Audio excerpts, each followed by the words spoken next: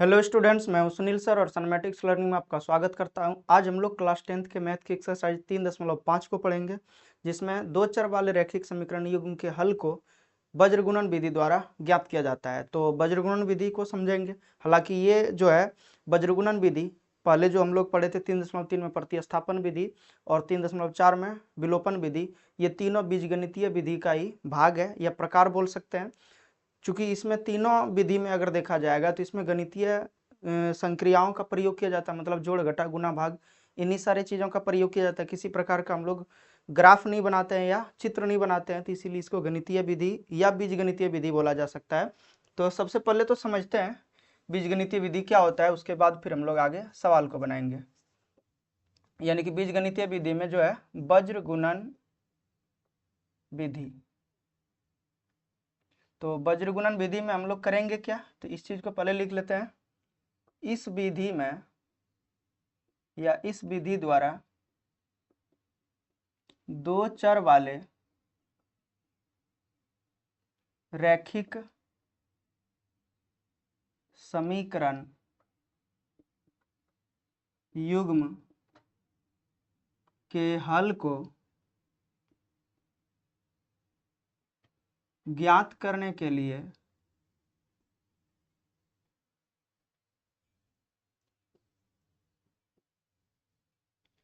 चर के गुणांकों को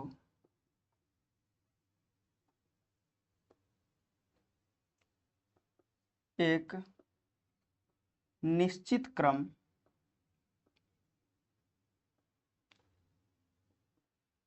में गुना कर चर के मान को ज्ञात किया जाता है।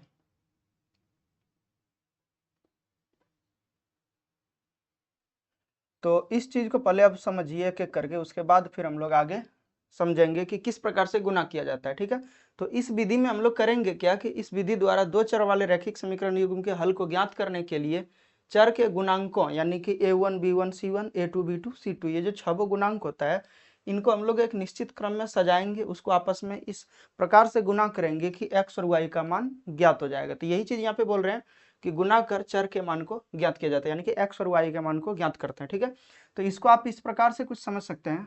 ये एक वृत्ताकार यानी कि आकृति आपको बना लेना है, और उसके बाद फिर आपको करना क्या है कि इसमें तीन हम लोग वैल्यू लेंगे। एक x यहाँ पे एक स्थान पर यानी कि a लेना है, दूसरे स्थान पर हम लोगों को b लेना है, और तीसरे स्थान पर c लेना है। ठीक है, और इसमें जो यानी कि दिशा है, एक तरह से बोल सकते हैं यानी कि चलने की दिशा, तो उसको आपको रखना है क्लॉकवाइज, यानी कि घड़ी की सुई जिस तरह से घूमता है, तो जिस प्रकार से यहाँ पे घड़ी में सुई घूमती है, ठीक है, उसी प्रकार से इसमें भी आपको दिशा रखना है और इसी दिशा में यहाँ पे घूमना है एक एक करके। ठीक है, अब यहाँ पे करना क्या है, तो अगर a से b के बीच में गुना करेंगे तो इसको लिखेंगे ए बी।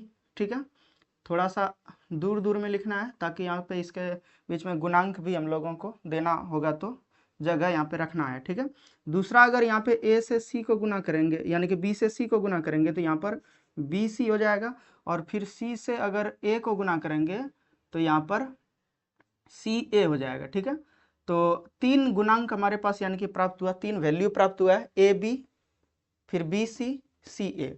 इसी क्रम में आपको लिखना है, किसी भी तरह का गड़बड़ी नहीं करिएगा। अगर ए सी यहाँ पर देखिए जैसे सी गुना ए किया है तो सी ए ही लिखना है, ए सी नहीं लिखना है। ठीक है, नहीं तो फिर गलत हो जाएगा।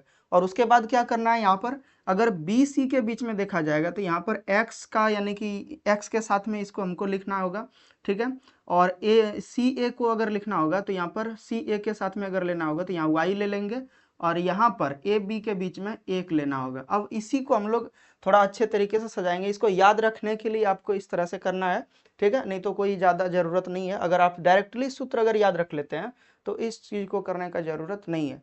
आपको अगर याद रखने में दिक्कत होता है तो एग्जाम में आप इस चित्र को बना करके और फिर आप सूत्र को ज्ञात कर सकते हैं। तो इसमें करें क्या, सबसे पहले तो यहाँ पे एक सर्कल बनाए यानी कि वृत्त बनाए, उसके ऊपर तीन बिंदु ले लिए ए बी सी, इसका दिशा निर्धारित कर लिए। ठीक है, घड़ी के सुई के दिशा की ओर, और उसके बाद यानी कि तीनों को आपस में गुना किए तो बी सी को गुना किए तो बी सी आया, सी ए को गुना किए तो सी ए आया, और ए बी को गुना किए तो ए बी आया। ठीक है, अब यहाँ पर क्या करना है, और इन दोनों के बीच में हम लोग ये भी लिख दिए, बी गुना सी, बी और सी के बीच में एक्स, सी और ए के बीच में वाई, और ए और बी के बीच में एक। अब इसमें क्या करना है, मूल रूप के अनुसार से हम लोग एक्स और वाई के वैल्यू को ज्ञात करेंगे। तो यहाँ पर लिख देते हैं मूल रूप। अब मूल रूप हम लोग बात करेंगे समीकरण युग्म का, ना कि एक समीकरण का, ठीक है। तो समीकरण युग्म का हो जाएगा a1x plus b1y plus c1 is equal to 0। और दूसरा समीकरण जो होता है a2x plus b2y plus c2 is equal to 0। ये समीकरण 1 और समीकरण 2 का मूल रूप है। अब इसी के द्वारा हम लोग x और y का मान ज्ञात करेंगे। तो यहाँ पर वज्र गुणन विधि द्वारा अगर देखा जाएगा, वज्र गुणन विधि द्वारा x एवं y का सूत्र अगर प्राप्त करना होगा तो कुछ इस प्रकार से प्राप्त कर सकते हैं। सबसे पहले तो लिखेंगे x, और बटे में लिखना है, देखिए यहाँ पर x के बीच में यहाँ पर क्या है, x कब प्राप्त होगा, जब b और c को गुना करेंगे। तो b और c यहाँ पर ले लेना है, ठीक है।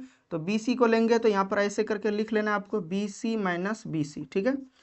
तो इसमें एक बिठाएंगे, इसमें दो बिठाएंगे, इसमें भी एक, इसमें दो, ठीक है। यहाँ पे उल्टा हो जाएगा थोड़ा सा, जैसे यहाँ एक दो बिठाए हैं तो यहाँ दो एक बिठाना होगा, ठीक है। बराबर फिर लिखेंगे y और बटे, y के साथ में देखिए कौन कौन है, तो y के साथ में देख सकते हैं सी ए है, तो यहाँ पर लिखेंगे सी ए, और यहाँ पर फिर से सी ए लिखेंगे, बीच में माइनस देंगे, यहाँ पर एक दो, यहाँ पर दो एक, और बराबर फिर से लिखेंगे एक, और बटे एक के बीच में देखिए यहाँ पर क्या आ रहा है, ए बी आ रहा है, तो a b minus a b, और इसमें भी एक दो, और यहाँ पर बिठाएंगे दो एक।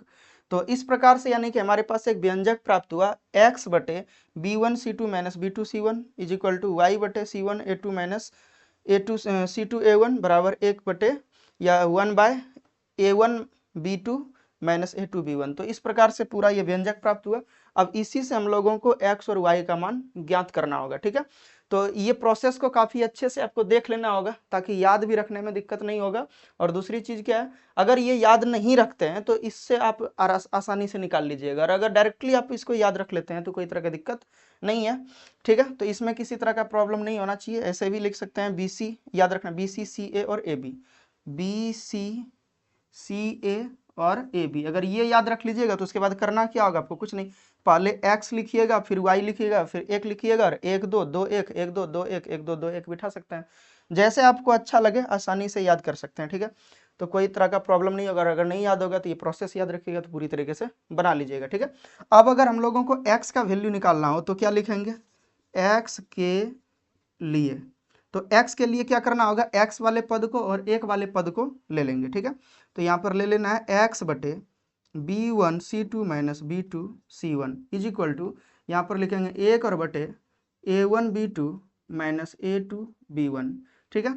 अब इससे क्या होगा, आगे जब हम लोग प्रोसेस करेंगे तो ये देख सकते हैं यहाँ पर, इसीलिए लिखेंगे, डायरेक्टली लिखा जाएगा, कोई दिक्कत नहीं है। x बराबर, देखिए ये जो पूरा वैल्यू है यहाँ पर भाग में है, उस साइड अगर भेज देंगे तो यहाँ पे नीचे है तो उस साइड भेज देंगे तो ऊपर में आ जाएगा, मतलब भाग से गुना में आ जाएगा।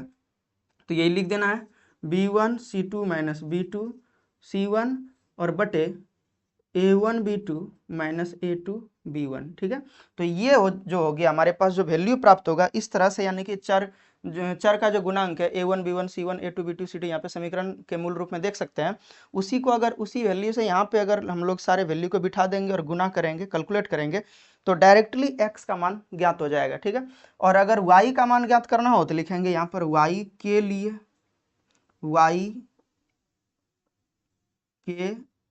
तो y के लिए अगर ज्ञात करना होगा तो क्या लिखेंगे, y वाले टर्म को लिखेंगे और इस वाले टर्म को लिखेंगे। तो यहाँ पर हो जाएगा y बटे c1a2 माइनस c2a1 और बराबर a1 एक बटे a1b2 माइनस a2b1। और अब आगे इसीलिए देखिए यहाँ पर y बराबर हो जाएगा, ये जो वैल्यू है यहाँ पर भाग में है उस साइड चले जाएगा तो गुना में हो जाएगा c1a2 माइनस c2a1 और बटे a1b2 माइनस a2b1। इसमें क्रम में किसी भी तरह का गड़बड़ी नहीं करिएगा। अगर क्रम में कोई गड़बड़ी होगा, मतलब यहाँ पर अगर a2 यहाँ पे ये वाला यानी कि पीछे अगर आ जाए और ये आगे आ जाए तो यहाँ पे गड़बड़ी हो जाएगा, ठीक है। मतलब c1a2 अगर पहले है तो c1a2 पहले रखिएगा और C2A1 बाद में है तो C2A1 बाद में ही रहना चाहिए, नहीं तो फिर दिक्कत होगा। तो ये x और y का मान हम लोग इस प्रकार से ज्ञात कर सकते हैं।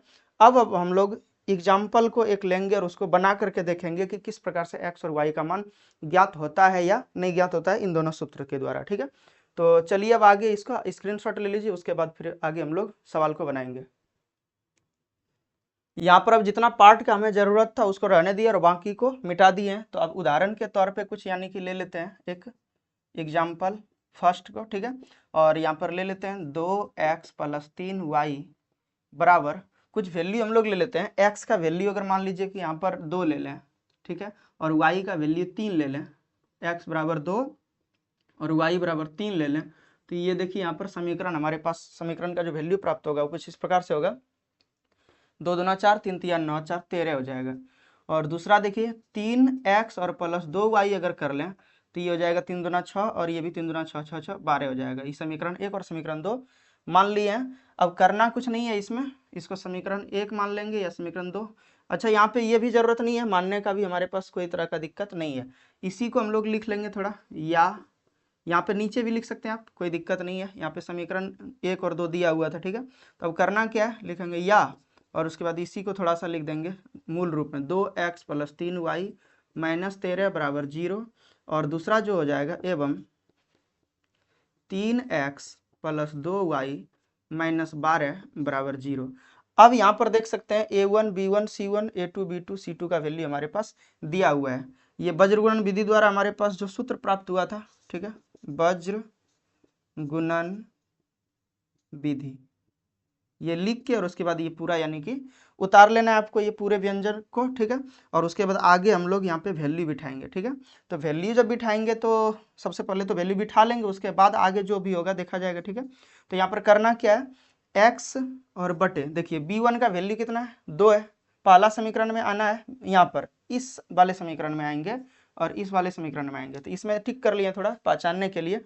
तो ये हो जाएगा यहाँ पर देखिए b1 का मान 3 और गुना c2 का मान, देखिए c2 का मान यहाँ पर 12 है, ठीक है, -12, तो -12 लिखेंगे। और माइनस, थोड़ा ध्यान से आपको यहाँ पे वैल्यू रखने का जरूरत पड़ेगा। देखिए 3 गुना -12 और 2 गुना -13, 2 गुना -13, ठीक है, बराबर। फिर देखिए y बटे यहाँ पर c1 का वैल्यू होगा, तो c1 का वैल्यू देखिए यहाँ पर 13 -13 गुना a2 का मान 3 है, -13 गुना 3 और माइनस है। फिर c2 का मान देखिए यहाँ पर -12 और गुना 1 हो जाएगा, यहाँ पे 2 हो जाएगा, -12 यहाँ पर लिखेंगे बढ़िया से, -12 और गुना यहाँ पर 2 आ जाएगा और बराबर 1 बटे a1 b2 इंटू, देखिए a1 b2 - a2 b1, तो a1 b2 a2 b1, तो 2 दूना 4, 3 तिया 9, यहाँ पे 2 गुना 2 हो जाएगा, ठीक है, 2 गुना 2 और घटा 3 गुना 3। अब करना क्या है, अगर x का वैल्यू निकालना है तो इसको और इसको एक साथ में लेंगे, और y का वैल्यू निकालना होगा तो इसको एक साथ में लिखेंगे। तो लिख लेते हैं x के लिए, बस कुछ नहीं करना है, इसको उठा लेंगे हम लोग, ठीक है, x और बटे 4, यहाँ पर देखिए 12 तिया 36 हो जाएगा माइनस में, और यहाँ पे माइनस और ये वाला माइनस प्लस हो जाएगा, 13 दूना 26, ठीक है, और बराबर हो जाएगा, यहाँ पर ये वाला उठाना है, ठीक है, 1 बटे 2 दूना 4 और घटा 3 तिया 9। अब क्या हो जाएगा, यहाँ पर देख सकते हैं x बराबर, x बटे 26 में से 36 घटेगा, चूंकि बड़ा नंबर के आगे माइनस है तो बड़ा को ही घटाना है छोटे में। 26 में अगर 36 को घटाएंगे तो -10 बचेगा, और बराबर यहाँ पर देखिए 1 बटे, यहाँ पर 4 में से 9 घटेगा तो -5 बचेगा, माइनस से माइनस कैंसिल हो जाएगा, ठीक है। और आगे इधर अगर हम लोग ले जाएंगे, या तो ऐसे करके हम लोग कटा लेंगे 5, और यहाँ पर 10 है तो 2 बार में कट जाएगा, 5 दूना 10, क्योंकि ये वाला जो 10 है ऊपर में यहाँ पर जाएगा।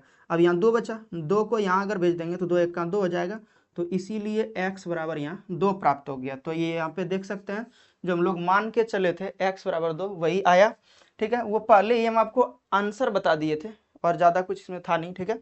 और उसके बाद अगर y का मान निकालना होगा तो हम लोग लिखेंगे y के लिए, तो y के लिए अगर चलना होगा तो इन दोनों को एक साथ में लेंगे, ठीक है। तो y और बटे, देखिए यहाँ पर क्या हो जाएगा, 13 तिया 39, तो माइनस में 39 हो जाएगा, और यहाँ पर माइनस माइनस प्लस हो जाएगा, 12 दूना 24 और बराबर यहाँ पर हो जाएगा -5। अब करना क्या है, y और बटे, देख सकते हैं यहाँ पर 24 में 39 अगर घटाएंगे तो माइनस में 15 बचेगा, ठीक है, और बराबर 1 बटे -5। तो ये वाला भी देखिए माइनस माइनस तो कटवे करेगा, 5 तिया 15 यानी कि 3 बार में कट जा रहा है, ठीक है। तो ये जो 3 है इस साइड में अगर भाग से गुना में लाएंगे तो क्या आ जाएगा, यहाँ पर y बराबर 3 आ जाएगा। यहाँ पर देखिए 3 और यहाँ से गुना करेंगे 1 के साथ, तो 3 1 का 3। तो यहाँ पर देख सकते हैं y बराबर 3 प्राप्त हुआ जो था वहाँ। तो लिख देना है अतः x बराबर 2 एवं y बराबर 3 है। तो इस प्रकार से देख सकते हैं कि जो हम लोग मान के चले थे वैल्यू को वो हमारे पास आ गया ये दोनों समीकरण से।